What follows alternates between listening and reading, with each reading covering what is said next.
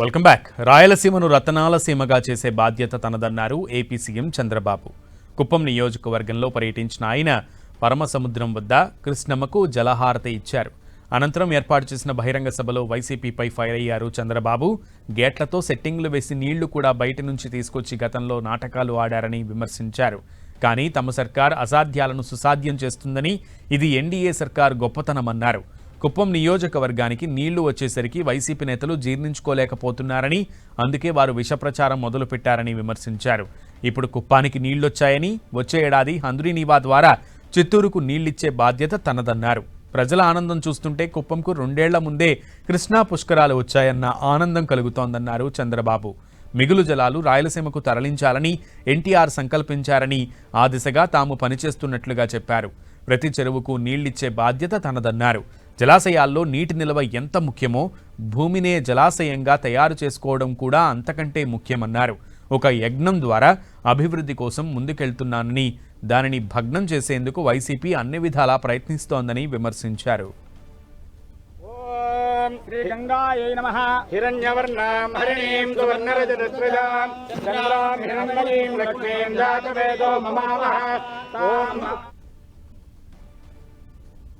ఎక్కడికక్కడ సొరంగాలు కూడా తవ్వి అక్కడి నుంచి నీళ్లు తీసుకొచ్చాం. మీ అభిమానం చూస్తే ఈరోజు కృష్ణా పుష్కరాలు మళ్లీ 2008లో వస్తున్నాయి.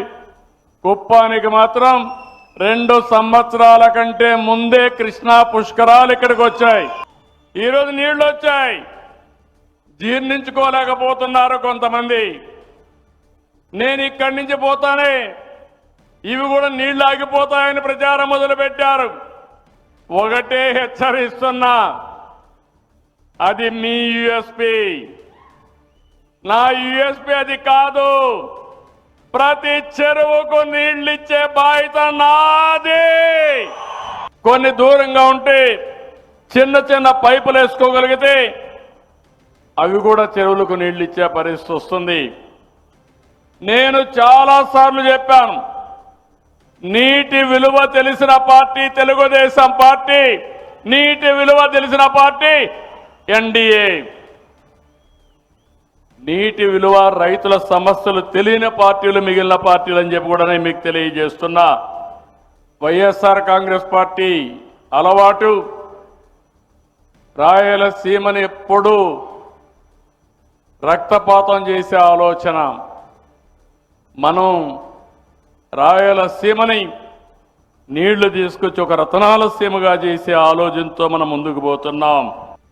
ఎప్పుడు కూడా గోదావరి ఓసారి ఉగ్ర రూపంలో వస్తుంది. 40-50 లక్షల క్యూసెక్స్ నీళ్లు వస్తాయి. అంటే ఒకే రోజు 400 నుంచి 500 టీఎంసీ నీళ్లు సముద్రానికి పోతాయి. అలాంటి ప్రాజెక్టులు డయాఫామ్ వాళ్ళు కడితే దాన్ని రక్షించలేకుండా అది కొట్టుకొని పోయింది. 380 కోట్ల రూపాయలతో పూర్తి చేశాం. ఒకే సంవత్సరం 2 సీజన్లో పూర్తి చేశాం. ఇప్పుడు కొట్టుకొని పోయిన తర్వాత మళ్ళీ 1000 కోట్ల రూపాయలు ఖర్చు పెట్టే పరిస్థితికి వచ్చాం. కాలయాపన, ప్రయోజనాలు కూడా రాకుండా పోవడం, మళ్ళీ ఆ ప్రాజెక్ట్ని పూర్తి చేసే పరిస్థితికి వచ్చాం. ప్రశాంతమైన కుప్పంలో రప్ప రాజకీయం చేయాలని చూశారు.